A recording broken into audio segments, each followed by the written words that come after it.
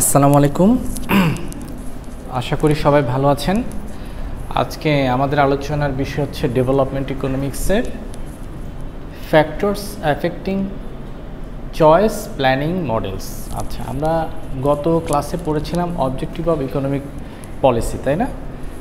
Economic plan, economic policy একটা দেশের ডেভেলপমেন্টের জন্য অনেক জরুরি, সেই জন্য এগুলো করা হয়।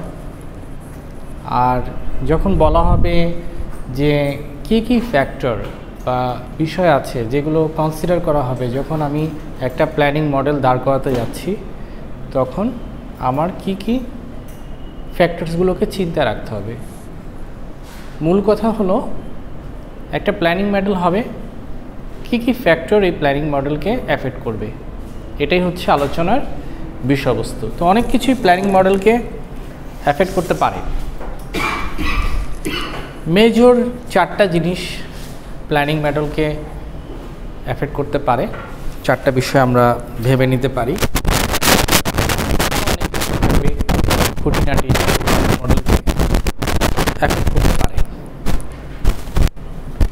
এগুলো হচ্ছে আমব্রেলা পয়েন্ট। আমব্রেলা পয়েন্ট হচ্ছে এমন কিছু পয়েন্ট যেটা শেডে আবার অনেকগুলো পয়েন্ট থাকবে, কিন্তু এগুলো হচ্ছে মূল পয়েন্ট। যেমন 1 নাম্বার, স্টেজ অফ ডেভেলপমেন্ট। ডেভেলপমেন্টের স্টেজগুলোকে ভালো করে পর্যবেক্ষণ করতে হবে। যদি আমি কোনো একটা প্ল্যানিং মডেল দাঁড় করাতে চাই, স্টেজ অফ ডেভেলপমেন্ট দেখতে হবে। প্রশ্ন আসতে পারে স্টেজ অফ ডেভেলপমেন্ট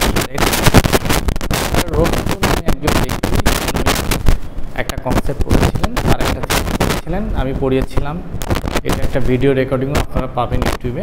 উনি বলেছিলেন যে সমাজে একটা ডেভেলপমেন্ট হয় এগ্রিকালচার থেকে আস্তে আস্তে ক্রমে ইন্ডাস্ট্রিয়াল বা ফ্যাক্টরি জাতীয় ইকোনমিতে প্রবেশ করে, মানুষের আয় অনেক বেশি হয়, স্ট্যান্ডার্ড অফ লিভিং বাড়ে, ওই ইকোনমিটা নাকি হাই মাস কনজামশনের দিকে চলে যায়, যেখানে সবাই মানুষভাবে শিক্ষাভাবে সেখানে একটা হাই মাস, অনেক বেশি মাস মানে অনেক বেশি গণহারে একটা কনজামশন বৃদ্ধি পায়। সেই কান্ট্রিটা আস্তে আস্তে ডেভেলপ ইকোনমির দিকে চলে যায়, যেখানে সবাই লিভিং মেনটেন করে চলতে পারে। তো স্টেজ অফ ডেভেলপমেন্ট বড় একটা বিষয়।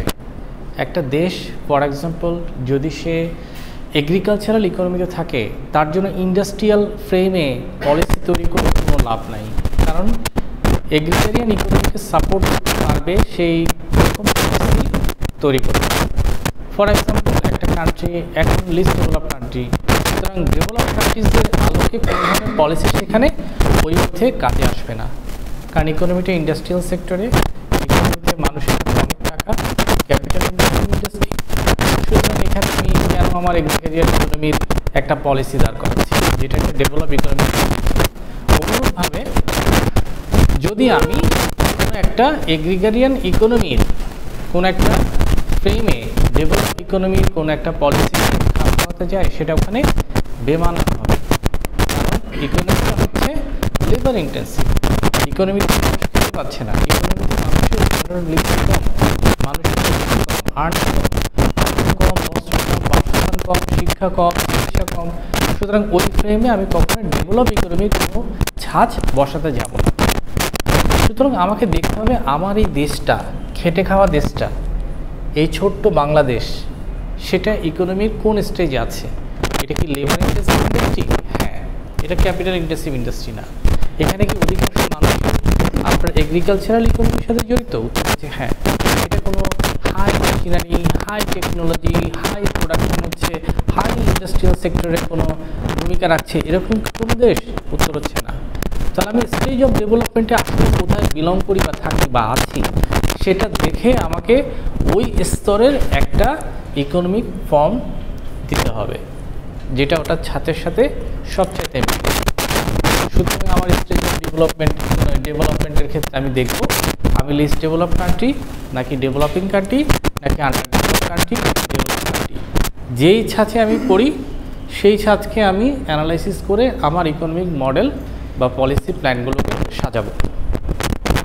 এখন আপনি চিন্তা করেন একটা দেশ সেটা কি ডেভেলপ কিনা, ডেভেলপ কিনা, ডেভেলপমেন্টে যাচ্ছে কিনা, আদৌ সেটা আন্ডার ডেভেলপ কান্ট্রি সেটাকে ডেভেলপিং বলে চালাচ্ছে কিনা, কোনো একটা কান্ট্রি লিস্ট ডেভেলপ কান্ট্রি সেটাকে বলে দেওয়া হচ্ছে সেটা ডেভেলপিং কান্ট্রিজ। তাহলে এগুলো বোঝার, জানার, দেখার জন্য আমাকে দেখতে হবে মানুষের মাথাপিছু আয় বা পার ক্যাপিটা ইনকাম। এগুলো জানা বোঝার জন্য আমাকে দেখতে হবে জিডিপির গ্রোথ রেটটা কত, গ্রস ন্যাশনাল প্রোডাক্টটা কেমন, নেট ন্যাশনাল প্রোডাকশন কেমন হচ্ছে, নেট ন্যাশনাল ইনকামই বা কেমন, ন্যাশনাল ইনকাম বা এনআই এর পরিমাণ কেমন, ন্যাশনাল ইনকামে বিভিন্ন জায়গায় বা জিডিপি সেক্টর থেকে কন্ট্রিবিউশন কতটুকু আসছে, ইকোনমিক গ্রোথ কতটুকু হয়, সব কিছু দেখে শুনে বুঝে তারপর আমি চিন্তা করব যে আমি অনেকগুলো স্টেজের মধ্যে কোন স্টেজে আছি বা বিলং করি, বা আমার উপস্থিতিটা বাংলাদেশ একটা ডেভেলপিং কান্ট্রি হিসেবে আমি কোথায়। যদি আমি দেখি যে হ্যাঁ আমি আসলে ডেভেলপিং কান্ট্রিজ, তখন আমি ডেভেলপিং কান্ট্রিজের ফ্রেমে নকশা দাঁড় করাবো। তো সিম্পলভাবে যখন বলা হবে factors affecting choice planning model, কী ফ্যাক্টর এর কারণে আমি যে প্ল্যানটা দাঁড় করাচ্ছি সেটা এফেক্টেড হতে পারে, এর মধ্যে এই জন্যই একটা হচ্ছে স্টেজ অফ ডেভেলপমেন্ট, আমি ডেভেলপমেন্টের কোন স্টেজে আছি। তারপর হচ্ছে ইনস্টিটিউশনাল স্ট্রাকচার। অনেক প্রতিষ্ঠান থাকে, অনেক দেশ থাকে, ইনস্টিটিউশনাল স্ট্রাকচার মেনে চলে। আপনার কোনো একটা বিজনেসের স্ট্রাকচার করি তখন সেখানে বিজনেসের বা কারবারি প্রতিষ্ঠানের অনেক স্ট্রাকচার নিয়ে আমরা ধারণা পাই না। যেমন এক মালিকানা কারবার, যেখানে মালিক একজন থাকে, একজন ব্যবসা করে, ডিসিশন মেকিংয়ের স্বাধীনতা থাকে, সে তার ইচ্ছা মতো ডিসিশন নিতে পারে, প্রতিষ্ঠানের কন্ট্রোলটা সবসময় তার হাতে থাকে, লাভ যদি হয় সে একাই ভোগ করে, আবার যদি ক্ষতি হয় সে একাই বহন করে। এক মালিকানা কারবারে অনেকগুলো ফিচার আছে না, অনেকগুলো বৈশিষ্ট্য, মনে করে দেখেন। সোল প্রোপ্রাইটরশিপ বিজনেস, যেমন একটা মুদিখানার দোকান, তাই না, এক মালিকানা কারবার। তারপর থাকে পার্টনারশিপ বিজনেস, মিনিমাম দুজন না হলে তো একটা পার্টনার হয় না, তাই না, অংশীদারের একটা অংশ তো থাকতে হয়, তাহলে দুজন মিনিমাম, সর্বোচ্চ ফর এক্সাম্পল 20 জন যদি থাকে তাহলে সেটা অংশীদারি কারবার। অংশীদারি কারবারের বৈশিষ্ট্য হচ্ছে মানুষজন ওখানে একসাথে বিনিয়োগ করে, সে তার বিনিয়োগের পরিমাণের উপর ভিত্তি করে লাভের হিস্সা পায়। ক্ষতি হলে সে তার বিনিয়োগ বেশি, ক্ষতি বেশি হলে সে ক্ষতি বেশিটা বহন করবে। তারপর ডিসিশন মেকিংটা এক মালিকানা কারবার হচ্ছে একটু স্লো, কারণ অনেকগুলো মানুষ এখানে আছে, রেডিলি একজন মানুষ ডিসিশন ড্র করতে পারবে না, তো সবাই মিলে কথা বলবে, ব্রেন স্টর্মিং হবে, তারপর ডিসিশন আসবে। তাহলে সিদ্ধান্ত গ্রহণটা একটু স্লথ বা ধীর গতিতে হয় এক মালিকানার চেয়ে। ফরমেশনটা এক মালিকানার মতো এত সহজ না যে এক মালিকানা কারবার চাইলেন একটা ছোট ট্রেড লাইসেন্স নিয়ে শুরু করে দিলেন, এরকম না। অংশীদারদের সাথে চুক্তি হবে, তাই না, বন্টননামা হবে, অনেক ধরনের পেপার সিগনেচার হবে। তারপর আর এখানে পুঁজির সংখ্যা এক মালিকানা কারবারের চেয়ে বেশি, কারণ 20 জন মানুষ ক্যাপিটাল দিলে পকেটটা ভারী থাকে না অনেক, সুতরাং এখানে কিছু বৈশিষ্ট্য আছে। আরও কিছু ফরমেশন থাকে একটা দেশের, যেমন কোম্পানি বিজনেস থাকে, একটা থাকে প্রাইভেট লিমিটেড কোম্পানি, ব্যক্তির হাতে ক্ষমতা থাকে, একটা হচ্ছে পাবলিক লিমিটেড কোম্পানি, জনগণের হাতেও ক্ষমতা থাকে, ব্যক্তির হাতেও ক্ষমতা থাকে। একটা কোম্পানি যেটা পাবলিক লিমিটেড কোম্পানি, সেটার শেয়ারই শুধুমাত্র শেয়ার মার্কেটে লেনদেন হয়। Dhaka stock exchange, Chittagong stock exchange, যত স্টক এক্সচেঞ্জ আছে সেগুলো কোনো প্রাইভেট লিমিটেড কোম্পানির শেয়ার লেনদেন করে না। প্রাইভেট লিমিটেড কোম্পানি থেকে সেটা যখন আইপিওর নৌকায় চড়ে পাবলিক লিমিটেড কোম্পানিতে পরিণত হয় তখন সেটা শেয়ার লেনদেন হয়।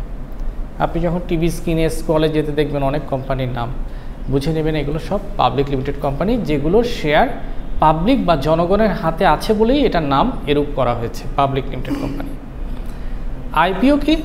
আইপিও হচ্ছে ফর এক্সাম্পল আমার একটা ছোটো ব্যবসা প্রতিষ্ঠান চলছিল, আমি চিন্তা করলাম পুরো বাংলাদেশে এটার শাখা প্রশাখা ছড়িয়ে দিব, আমার প্রোডাক্টটার নাকি অনেক ডিমান্ড, চিন্তা করলাম মার্কেট এটা খুব ভালো খাচ্ছে, হোয়াই নট, এটাকে আরও এক্সপানশনের দিকে যাওয়া যাক।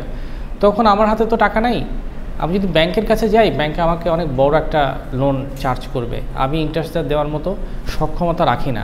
সুতরাং আমি কারো কাছে ঋণগ্রস্ত হয়ে পড়াচ্ছে বেটার মানুষকে একটু বুঝাই যে তোমরা এখানে ইনভেস্টমেন্ট করো, তোমরা এখানে টাকা দাও। আমি তোমাদেরকে অফার করছি, ইউ আর দ্য পাবলিক। আমি যদি তোমাদেরকে আমি অফার করছি, এই জন্য এটার নাম হচ্ছে পাবলিক অফারিং। এবং ইনিশিয়ালি যেহেতু আমি তোমাদেরকে এটা অফার করছি, আগে এটা কোথাও অফার করি নাই, কোনো কাছ থেকে টাকা নিই নাই, এই জন্য সেটা হচ্ছে initially public offering from my private limited company to your side the public. তখন মানুষ বলবে হ্যাঁ, তার কোম্পানির প্রজেকশন অনেক হাই, তার কোম্পানিতে খুব ভালো প্রোডাক্ট বিক্রি হচ্ছে, বেচারা তার প্রাইভেট লিমিটেড কোম্পানিকে এখন পাবলিকদের হাতে দিতে চায়, ব্যাংকের লোন এসে জড়াতে চায় না। সুতরাং এই মানুষটার এখানে ইনভেস্টমেন্ট করা যায়।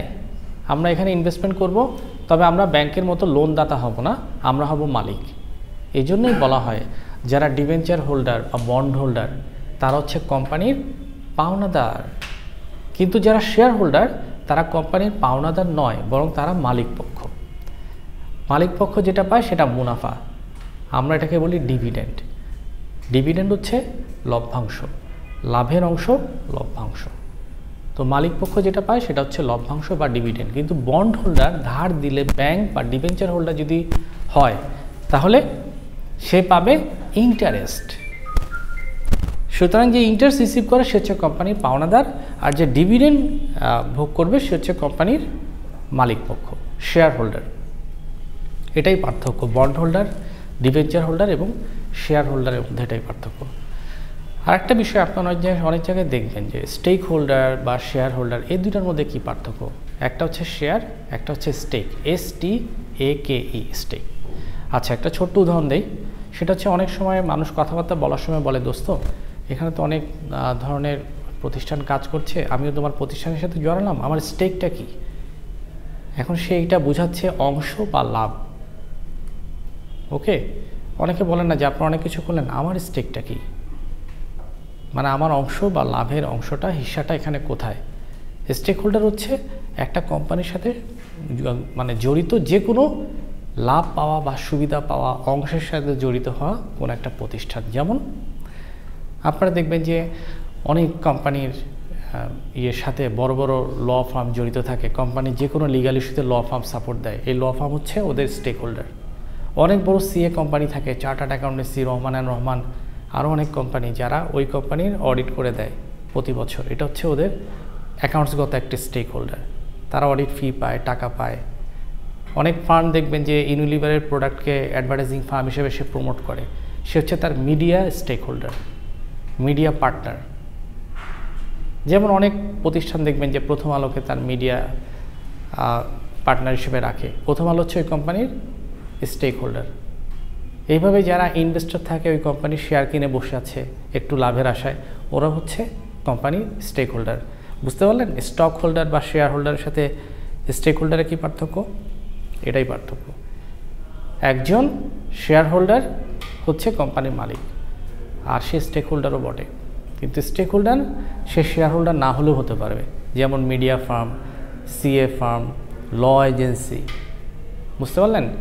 এটা হচ্ছে স্টেক হোল্ডার।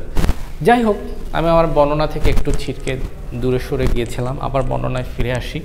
ইনস্টিটিউশন স্ট্রাকচার বলতে আমরা যেরকম বোঝাই এক মালিকানা, অংশীদারি, কোম্পানি, আসলে বস্তুতপক্ষে যেগুলো বললাম স্ট্রাকচার, কিন্তু ইকোনমিক্সের দৃষ্টিকোণ থেকে অন্তত ডেভেলপমেন্ট এটা আপনাকে বোঝানো হচ্ছে না। যেহেতু আমি বিজনেসও পড়েছি, ইকোনমিক্সও পড়েছি, আমি সেটা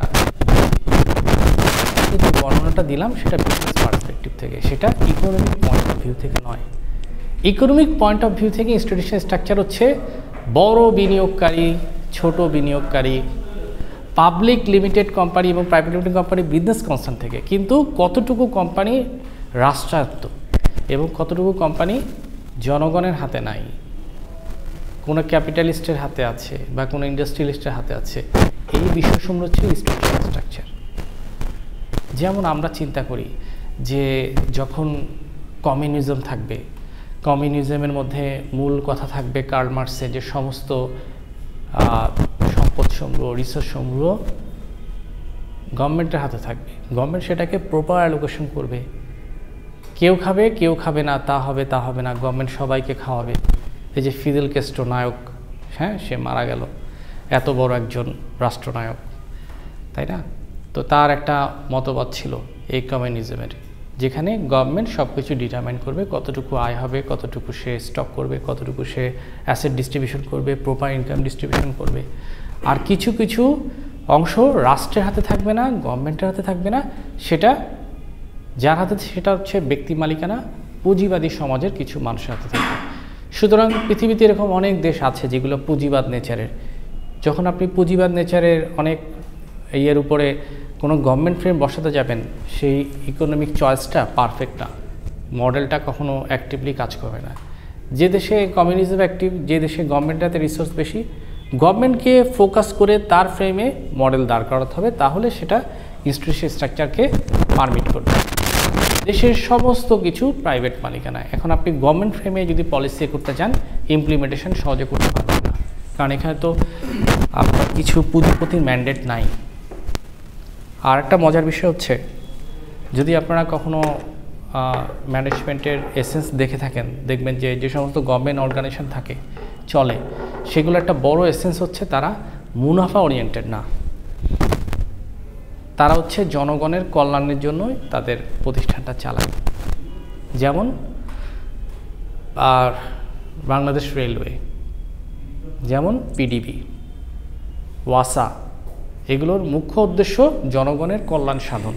যদি এগুলোকে প্রফিট অর্জন করাটা উচিত, তাহলে তারা বেটার সার্ভিস দিতে পারবে, কিন্তু অনেক দুর্নীতিবাজদের কারণে তাকে এটা হয়ই না।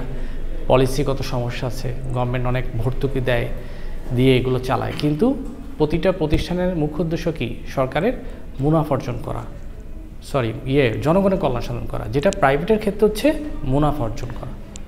আপনি যদি আজকে রেলওয়েকে প্রাইভেট কনসার্নে দিয়ে দেন, অনেক মানুষকে তারা ছাঁটাই করে দেবে, অনেক ডেভেলপ প্রযুক্তি নিয়ে আসবে। হ্যাঁ, এত বড় মানুষের বহর তারা বেতন দিবে না, গভর্নমেন্ট যেটা করছে। আবার গভর্নমেন্ট চাইলেও এই প্রাইভেটের মতো একটা নকশায় চলে যেতে পারবে না, যেখানে অনেক মানুষকে ছাঁটাই করে তারা অনেক টেকনোলজিক্যাল আপডেশন অফার করে রেলকে কন্ট্রোল করবে। না, গভর্নমেন্ট অনেক কিছুই ভাবে, গভর্নমেন্ট ভোট ব্যাংকের কথাও চিন্তা করে। এখন যদি আমি বলি যে এই সাবজেক্ট থেকে পাশ করলে শুধু এই সাবজেক্টে চাকরি পাবা, গভর্নমেন্ট সার্কুলারে, অনেক মানুষ এমনি বেকার, তারপর বেকারত্বের সংখ্যা বাড়বে। এখন একটা মানুষ বাংলা থেকে, ফিলোসফি থেকে, ইসলামিক হিস্ট্রি থেকে পাশ করে ব্যাংকে চাকরির সুযোগ পাচ্ছে, জনতা ব্যাংক, অগ্রণী ব্যাংক, কিন্তু আমি যখন স্পেসিফিক করে দিব BBA ছাড়া তুমি ব্যাংকে আসতে পারবে না, তখন গভর্নমেন্ট তার বেকারত্বের সংখ্যা বাড়িয়ে ফেলতে পারে। হ্যাঁ, এবং আপনার একটা ভোট ব্যাংকও হারাবে। গভর্নমেন্ট অনেক কিছু দেখে তাকে একটা ডিসিশনে আসতে হয়।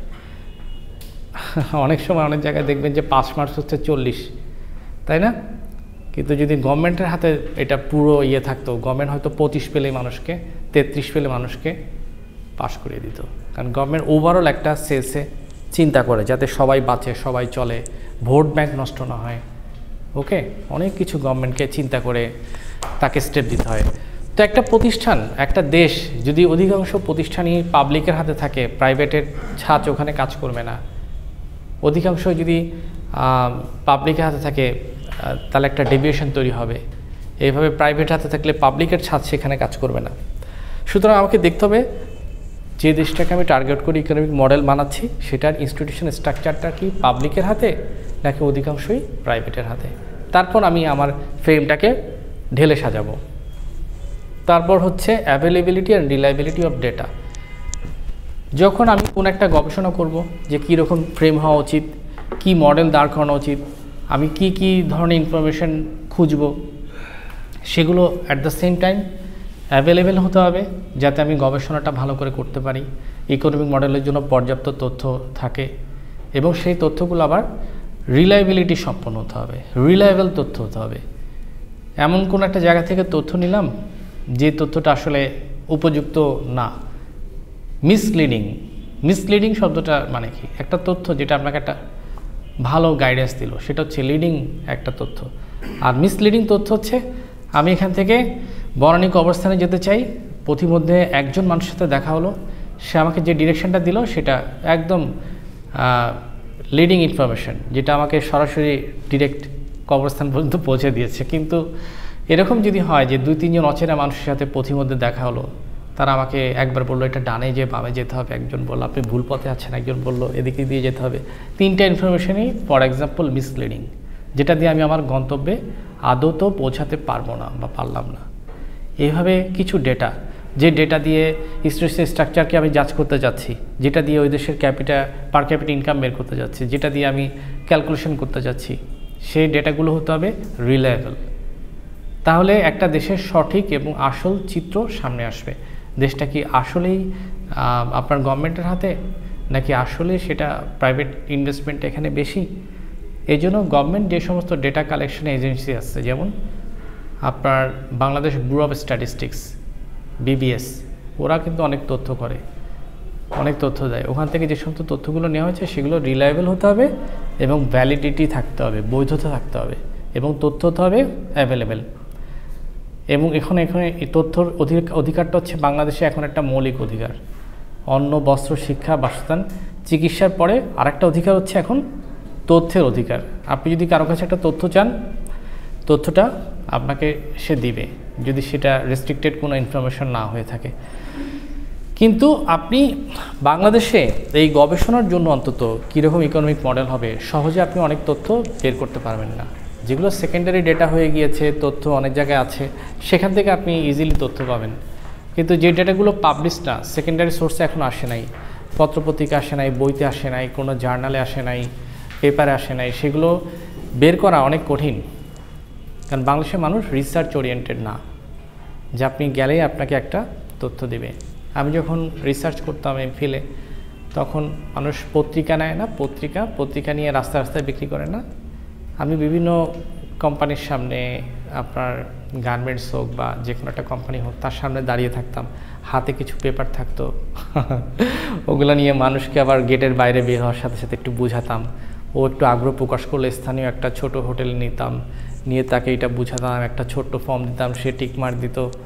কখনো কখনো বসে থাকতাম, কখন হাই বস আসবে, বস আসলে তার সাথে একটু দেখা করতাম, আমার রিসার্চের উপযোগিতা বলতাম, উনি আরেকদিন অ্যাপয়েন্টমেন্ট দিতেন, ওই দিন যেতাম, তারপর উনি ওইগুলো ফিল আপ করে আমাকে দিতেন। তো এগুলো নিয়ে অনেক কষ্ট। মানুষ অনেক গরিব, লেখাপড়াই করতে পারে না, সে রিসার্চ কী বুঝবে। সুতরাং সব জায়গা থেকে আপনি রিলায়েবল তথ্য পাবেন না, অ্যাভেলেবেল তথ্য পাবেন না, এবং অনেক জায়গায় মানুষ ভয় পায়। সে মনে করে আমার ইনফরমেশন কীভাবে না কি লিক হয়ে যায়, আমার কোম্পানির চাকরি না চলে যায়, বা কোম্পানির ইমেজ খারাপ হয়ে যায়। এই তথ্যের সাথে আবার পার্টিসিপেশন একটা ফর্ম দিতে হয়, এটা আমাকে ঢাকা ইউনিভার্সিটি IBA-তে জমা দিতে হবে। IBA দেখতে চাইবে যে আমি ওকে জুলুম করে, জোর করে কোনো তথ্য আদায় করেছি কি না। এটা যে ফ্রি অ্যান্ড ফেয়ার, এটা যে শুধুমাত্র একাডেমিক পারপাসে, সেটা প্রুফ করার জন্য আমাকে একটা ফর্ম সবসময় রাখতে হবে। রিসার্চের সময় সাপোজ কোনো ব্যক্তির সাথে আমার কমিউনিকেট করব, তার ডিটেইলসও কি ওই রিসার্চ? হ্যাঁ, তার ডিটেলস থাকবে, কিন্তু ওটা প্রকাশিত হবে না। ওখানে একটা দেওয়া থাকে, যেটা হ্যাঁ, আমাকে একটা প্রথমে ফর এক্সাম্পল প্রতিষ্ঠান যেখান থেকে আমি যাচ্ছি, তারা আমাকে একটা চিঠি দিবে, ওই প্রতিষ্ঠানে আমি নিয়ে দেখাবো, সাথে একটা পার্টিসিপেশন ফর্ম থাকবে, উনি এটা পড়ে দেখবে রিসার্চটা কেন শুধু একাডেমিক পারপজে। সে যদি এটাতে রাজি থাকে, তাহলে একটা কনসেন্ট ফর্মে সাইন দিবে, যেখানে তার ডিটেলস থাকবে, তার নাম, সে কোন প্রতিষ্ঠানে আছে, তার একটা ভিজিটিং কার্ড থাকলে ওটা ফর্মের সাথে অ্যাটাচ করে দিতে হবে। যে আমাকে তথ্য দিক, তার নামটা ওখানে থাকবে। আর আমি যখন রিসার্চ এগুলো প্রকাশ করব, তখন 100% কনফিডেন্সিয়ালিটি, যেটা ফর্মে লেখা ছিল তাই। মানে আমি কখনো উল্লেখ করব না যে অমুক প্রতিষ্ঠানের অমুক ব্যক্তি এই তথ্য দিয়েছেন, বলতে পারবো না, কারণ এটা আমার কনসেন্ট ফর্মের একটা ক্লজ ছিল যে আমি তাকে রিভিল করব না। এগুলোকে বলে অ্যানোনিমিটি, মানে হচ্ছে আমি কাউকে প্রকাশ করব না, মানে নিরপেক্ষভাবে, নামহীনভাবে আমি যে তথ্য পেয়েছি সেটা উল্লেখ করা হবে। এটা একটা রিসার্চের একটা বৈশিষ্ট্য আছে। আর এটা তো দেশে রিলায়েবল ডেটার যেমন অভাব, অ্যাভেলেবেল ডেটার অভাব, রিসার্চের অভাব, রিসার্চের ফান্ডের অভাব, গ্র্যান্টের অভাব। একটা রাষ্ট্র চাইলে রেডিলি সব ইনফরমেশন কালেক্ট করতে পারবে না, কারণ রিসার্চ ওরিয়েন্টেড সমাজ নাই। আপনি যদি রিসার্চ বাদ দেন, জাস্ট একটা ডেটা কালেক্ট করতে চান, সেখানে শত ভুল। পুরো বাংলাদেশের জাতির সবার ভোটার আইডি কার্ড বলতে গেলে ভুল, আমারও ভুল। কারণ যে সমস্ত মানুষের ডেটা কালেকশানে ছিল, তারা ঠিক মতো নামের বানান নিজেরাই জানে না, অল্প শিক্ষিত। দেখবেন যে এত ভুল সবারই বলতে গেলে কোনো না কোনো ভুল তারা করে রাখছে, হয় বাবার নামে, নাহলে আম্মার নামে, নিজের নামে, ডেট অফ বার্থ ভুল, তাই না? এগুলো নিয়ে জাতি দৌড়াতে দৌড়াতে শেষ, তাই না? অনেক সময় অনেক বড় অপরচুনিটি মিস হয়ে যায় শুধু এগুলো ম্যাচ করে না দেখে, শুধু একটা তথ্য নামটা দেখে বসাবে সেটাই করতে পারে নাই। তো ডেটা কালেক্টর যারা, ওদের একটা মিনিমাম এডুকেশন থাকা উচিত, একটা বানান যেন সে ঠিক করে লিখতে পারে, তাই না? এডুকেশনের একটা ইয়ে থাকে। আর রিসার্চ তো হ্যাঁ সব ভুল। 6 পাস 8 পাস হ্যাঁ ছেলেপেলেদের দিয়ে রাখছে এই জনশুমারি করতে। হ্যাঁ এখানে তো ডেটা কালেক্ট করতে। হ্যাঁ ওখানেও ভুল, ঠিকমতো ট্রেনিং দেওয়া হয় না, ঠিকমতো ট্রেনিংও দেওয়া হয় নাই তাদেরকে। তাহলে আপনারা বুঝেন যে যখন কোনো একটা রিসার্চের ডেটা কালেক্ট করা হবে, যে একটা নাম ঠিকমতো লিখতে পারতেছে না, তাকে রিসার্চের নিয়ে আপনি কয়দিন ট্রেনিং দিচ্ছেন, তাই না? সে ডেটার এফেক্ট নিয়ে কি বুঝে, বা তথ্যটা আসলেই তার কতটুকু ফিজিবিলিটি থাকবে এই তথ্যটা যখন আপনি সংগ্রহ করবেন। রিসার্চ মানুষ বুঝে না, যে ডাটা কালেক্ট করতেছে সেও বুঝে না যে এই রিসার্চটা কোন দিকে যাচ্ছে। যাই হোক, একটা দেশ সহজে রিসার্চে এত স্ট্রেংথ আনতে পারবে না। রিসার্চ অ্যান্ড ডেভেলপমেন্ট R&D হচ্ছে অনেক ফান্ডের বিষয়। এই গরিব দেশের রিসার্চকে ডেভেলপ করতে অনেক সময় লেগে যাবে, অনেক সময়। তারপর হচ্ছে রিসোর্স কনস্ট্যান্ট। রিসোর্স অনেক ধরনের হয়। এখন আপনি যদি বিজনেস পয়েন্ট অফ ভিউ থেকে চিন্তা করেন, তাহলে আপনি বলবেন যে হিউম্যান রিসোর্স, তাই না? কোন একটা কোম্পানির ফিক্সড অ্যাসেট, তাই না? বা কোনো টাকা পয়সা যেগুলো মুভেবল অ্যাসেট, এগুলোকে আপনি রিসোর্স বলবেন। কিন্তু ডেভেলপমেন্ট ইকোনমিক্সে রিসোর্স বলতে কি বোঝায়? ওভারঅল চিন্তা করলে ফিজিক্যাল রিসোর্স, ফাইন্যান্সিয়াল রিসোর্সকে বোঝায়। ফাইন্যান্সিয়াল রিসোর্স হচ্ছে টাকা পয়সা, ফিজিক্যাল রিসোর্স হচ্ছে কোন একটা ইকুইপমেন্ট, মেশিনারি, যেটা দিয়ে আপনি প্রোডাকশানে অবদান রাখতে পারবেন, কোন একটা কিছু উৎপাদন করতে পারবেন। রিয়েলি ইকোনমিক পয়েন্ট অফ ভিউয়ের সাথে আপনার বিজনেস পয়েন্ট অফ ভিউ একটু এদিক সেদিক হয় ক্লাসিফিকেশনটা, কিন্তু অনেক কিছু ক্ষেত্রে তারা এক। তো একটা দেশে যত মনিটারি রিসোর্স থাকবে, ফাইন্যান্সিয়াল রিসোর্স থাকবে, দেশটা ডেভেলপ করা সম্ভব। দেশের হাতে যদি টাকা থাকে, অনেক কিছু ডেভেলপ করা সম্ভব হয়, ডেভেলপমেন্ট প্রজেক্টগুলো বেশি হবে, ইকোনমিক মডেলটা ওভাবে সাজাবো। আর যদি দেশটা গরিব হয়, ইকোনমিক মডেল এত হাই বাজেটের দিয়েই বা কী লাভ? মডেল আপনি যত উচ্চমানেরই করেন না কেন, রিসোর্স কনস্ট্যান্ট বা সীমাবদ্ধতা থাকার কারণে, রিসোর্সের সীমাবদ্ধতা থাকার কারণে আপনি ওই প্রজেক্টটা বাস্তবায়ন করতে পারবেন না। গভর্নমেন্ট যতই ডেভেলপমেন্ট প্রজেক্ট দিক না কেন, সেটা বাস্তবায়ন করতে তার রিসোর্সের অ্যাভেলেবিলিটি থাকতে হবে। এখন আমরা একটা পদ্মা সেতু বানাতে যে হোঁচট খেলাম, যখন শুনলাম ওয়ার্ল্ড ব্যাংক পদ্মা সেতুর জন্য ফান্ড দিবে না, তাই না? তখন আপনারা দেখেন, একটা ব্রিজ বাংলাদেশ বানাতে না পেরে তার পুরো জাতির মধ্যে একটা শোক নেমে আসছিল না যে ফান্ড দিবে না, এখন কি হবে? অনেক কিছু আমরা চিন্তা করছি না জাস্ট একটা ব্রিজের জন্য। তো একটা দেশ কতটুকু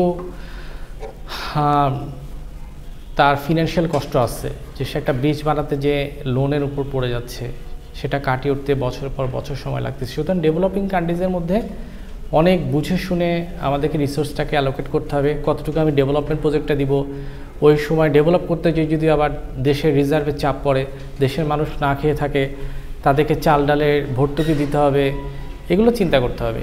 এডুকেশন সেক্টর যেন বন্ধ না থাকে, এডুকেশন সেক্টরে পর্যাপ্ত খাতা বা বই যদি আমি দিতে চাই বা কোনো শিক্ষা সামগ্রী দিতে চাই, ওগুলো যেন দিতে পারি। এই যে বড় একটা আর্মি আছে যাদেরকে রেশন দিতে হয়, এগুলো যেন অফ হয়ে না যায়। গভর্নমেন্টের যে সমস্ত কর্মকর্তা কর্মচারী আছে, তারা যেন ঠিকমতো বেতন পায়। সুতরাং আমি সব কিছু যদি একটা প্রজেক্টের পিছনে ঢেলে দেই, তাহলে অন্য অন্য জায়গায় একটা সুষম বন্টন হচ্ছে না। এই জন্য গভর্নমেন্ট যেটা করে সেটা হচ্ছে একটা বাজেট করে ফেলে। এই বাজেটের মধ্যে সে তার অ্যালোকেশনগুলো দিতে থাকে। অ্যাটলিস্ট এই বাজেটের বাইরে তারা ওই বছর অর্থ বছরে কোনো বরাদ্দ দেয় না। বাজেটে এখানে কোনো টাকা বেঁচে যায় তো এটা থাকবে, আর যদি এর চেয়ে বেশি আসে পরবর্তীতে সেটা ইয়ে করা হবে বা বাজেট অ্যাডজাস্টমেন্ট করা যেতে পারে। এই তো হচ্ছে এই ফ্যাক্টরগুলো একটা দেশের ইকোনমিক প্ল্যানিং মডেলকে এফেক্ট করবে। এগুলো বুঝে আমি আমার প্ল্যানিং মডেলটা করব। ধরেন আমি নৌকায় বসে আছি, অনেক বাতাস, আমার নৌকাটা ইঞ্জিন চালিত না।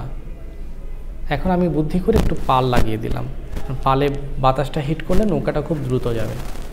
এখন হাওয়ার ইয়েটা কোন দিকে, কোন ডিরেকশানে, আমি যাচ্ছি কোন দিকে, এটা বুঝে আমাকে একটা পাল লাগাতে হবে, না তো উল্টা দিকে চলে যাব। এইভাবে ইকোনমিক মডেলের সাথে এগুলো হচ্ছে হাওয়া, এটা হচ্ছে একটা পাল। মডেলটা কেমন হবে এটা নির্ধারণ করবে এই হাওয়াটা, বুঝতে পারলেন? এগুলোর উপর ভিত্তি করে আমি বুঝে যাব, পালস পাবো যে আমার কি ট্রিটমেন্ট লাগবে, মডেলটা আসলে কেমন হবে। ক্লিয়ার?